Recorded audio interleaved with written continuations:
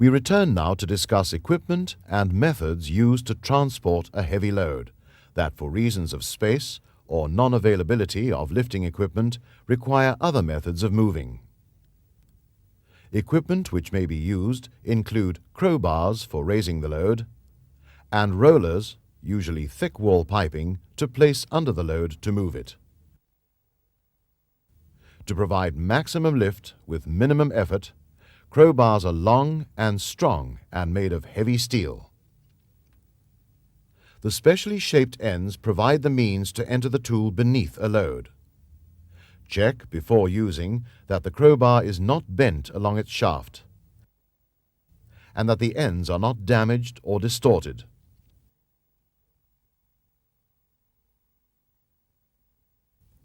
As a rule, at least 3 rollers should be under the load, and each must be of similar diameter and length, as well as being strong enough to carry the load.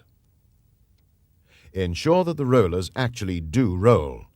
Flat spots or burrs could end up presenting a problem.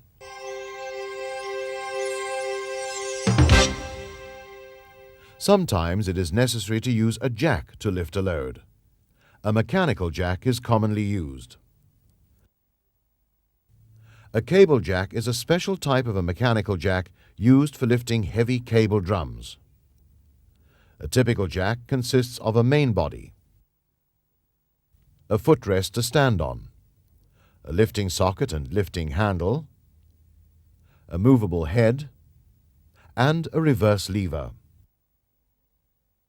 The jack should be checked as per manufacturer's specifications and for any obvious damage before using it. You should also check the height of its lift to make sure that it will raise the load high enough for the task to be carried out.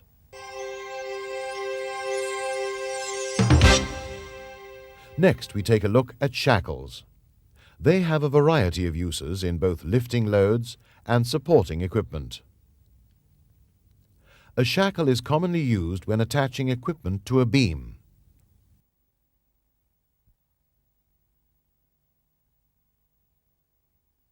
Two shackle types are available, namely D shackles and bow shackles.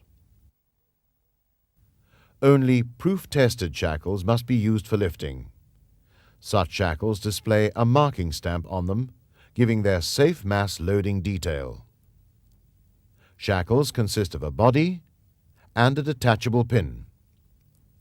The threads on both the body and the pin must not be damaged. The parts must not be bent or damaged or show signs of cracks. Only use the pin supplied with a shackle.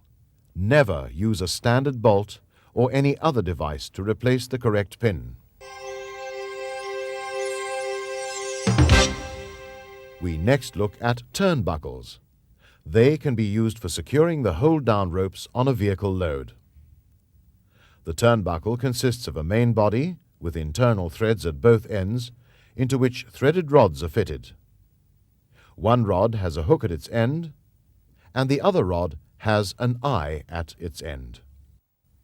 The rods have opposite threads, one a right-hand thread, and the other a left-hand thread. By simply rotating the main body, the connected rope can be tightened by the shortening action between the hook and the eye. Inspect a turnbuckle by checking to see that there is no obvious damage to any part and that the threads are clean. This will allow a smooth turning action.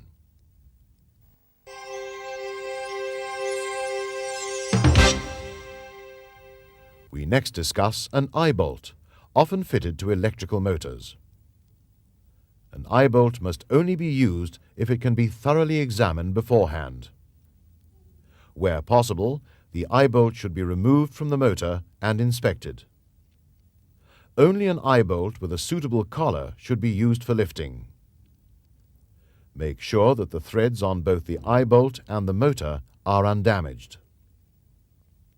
The base of the collar should be smooth, clean, and flat. The eye or ring section should not be bent, twisted, or worn. When replacing an eye bolt, Be extra careful not to cross-thread as it is fitted. Tighten down and ensure that the collar sits flush against the motor top surface.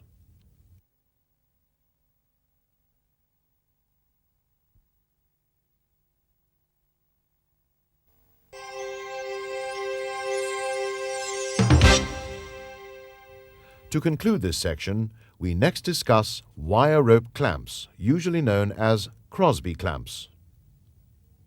Such clamps are not recommended for use as slings, but are useful to create stay wires or non-moving supports. Clamps are selected to suit or match the size of rope being secured. Before installing, always make sure that the threads of the clamps are in good condition and that the nuts fit securely. That concludes Module 1 in this series. As you can see, an important rule for safe lifting and moving is the careful inspection of all the equipment you're going to use. Get into the habit of checking your equipment before you attempt the lift, and practice what you have just learned before moving on to Module number 2, where you will learn more about safe lifting and moving.